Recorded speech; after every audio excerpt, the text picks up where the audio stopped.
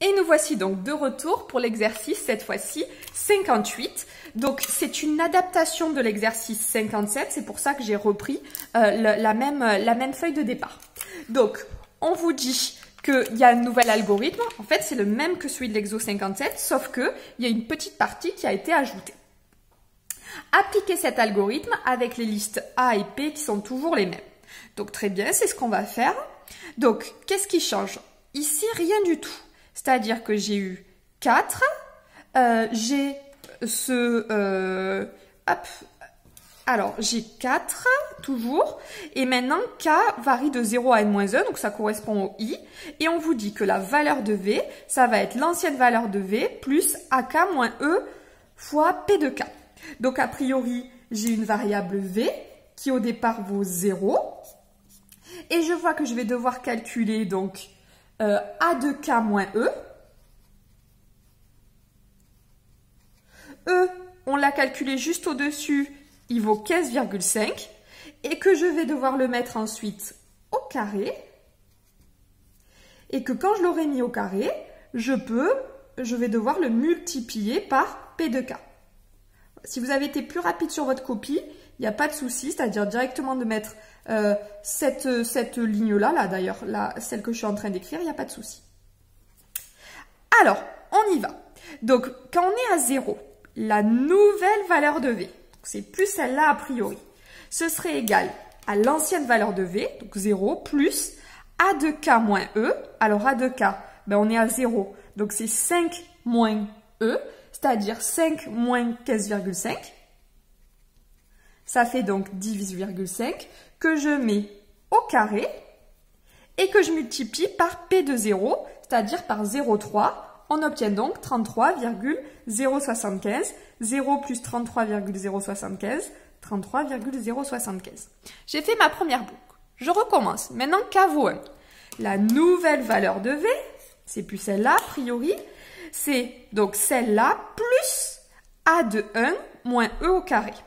Donc A de 1, c'est 10. 10 moins E, ça fait donc moins 5,5. Je le mets au carré et je le multiplie par P de 1, c'est-à-dire P de 1, c'est 0,4. J'obtiens donc 12,1 et 33 plus 12,1, on obtient 45,175. Je suis donc maintenant à ma boucle 2, donc la nouvelle valeur de V, a priori c'est plus 45,75, c'est l'ancienne valeur, donc 45,65, plus A2 moins E au carré. Donc A2 moins E au carré, c'est-à-dire 25 moins 15,5, on obtient donc 9,5 au carré. Je le multiplie par P de 2 qui est 0,2, donc j'obtiens 18,05 et ça je l'ajoute à l'ancienne valeur de la variance et ça me fait 63,225. Et enfin, dernière étape, c'est le cas où K vaudra 3, la nouvelle valeur de V, c'est donc l'ancienne valeur de V, donc ce 63, auquel on a fait A3, donc 50 moins E, c'est-à-dire 34,5, puisque c'est 50 moins 15,5, qu'on a mis au carré et qu'on a multiplié par 0,1.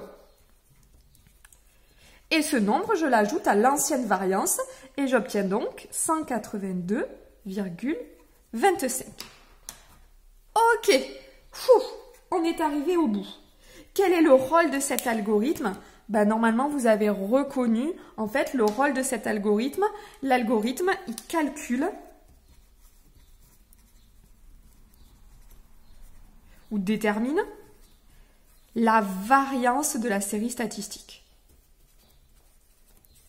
Donc, a priori, cette série statistique-là, elle a pour espérance 15,5 et pour variance 182,25.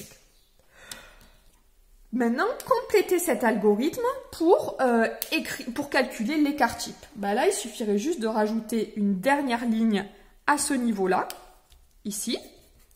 Et à ce niveau, je pourrais écrire par exemple que T va prendre la valeur de racine de V. Ça s'écrit aussi en algorithme, la racine, ça s'écrit souvent SQRT.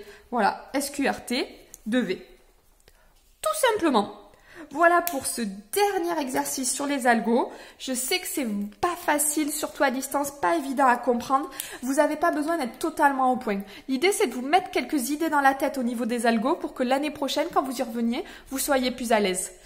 Allez, la semaine prochaine, on attaquera donc avec le produit scalaire. On revient sur des choses un peu plus mathématiques.